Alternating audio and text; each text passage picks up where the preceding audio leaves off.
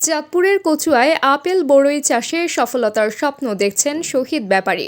প্রথমবারই সফলতার মুখ দেখেছেন তিনি। কোনো ধরনের কীটনাশক ছাড়াও উৎপাদিত এ বড়ইয়ের বেশ চাহিদা আছে।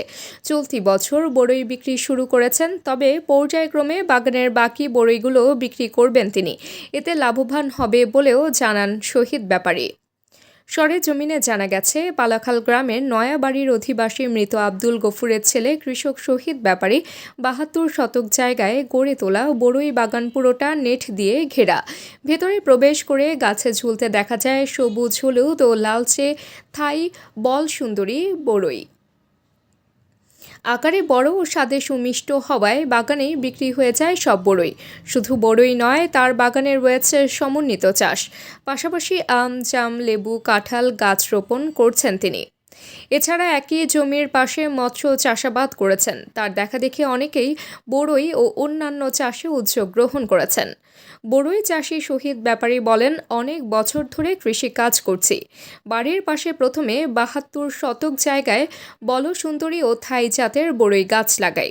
সাতক্ষীরা থেকে চারা সংগ্রহ করেছি। এ পর্যন্ত ভালো টাকার বড়ই বিক্রি করেছি। গাছে যে পরিমাণ বড়ই আছে, আশা করছি লাখ টাকা বিক্রি করতে পারবো। আইডিয়া ১০৩০ টাকা বিক্রি আইব এই বছর ফলন একটু কম অন্য বছরের তুলনায়। আমি তো আমার বিশ্বাস, আমার দেখা দেখি হয়তো আমাদের এই এলাকার ভিতরে এই চাষটা নাই, হয়তো আমি এগুলা ইয়েতে দিছি যে আমার পাশাপাশি অন্যরা এটা চাষ করুক, আমার এলাকায় আসুক, বিভিন্ন ইউনিয়নে, উপজেলায়, জেলা পর্যায়ে এবং কৃষি অধিদপ্তরের সহযোগিতা এগুলা করুক। আর চারা সংগ্রহ যাদের জানা নাই, আমার সাথে যোগাযোগ করলে আমি হয়তো ঠিকানা দিয়ে দিব। কচুয়া উপজেলা উপসহকারী কৃষি কর্মকর্তা অমল চন্দ্র সরকার বলেন, কম খরচ ও পরিচর্যায় বেশি ফলন পাওয়ায় বড়ই চাষে আগ্রহ বাড়ছে স্থানীয় চাষিদের। বলসুন্দরী ও থাই জাতের বড়ই অনেক সুস্বাদু। শহীদ ব্যাপারী এ জাতের বড়ই চাষ করে প্রথম বছরে সফল হয়েছেন।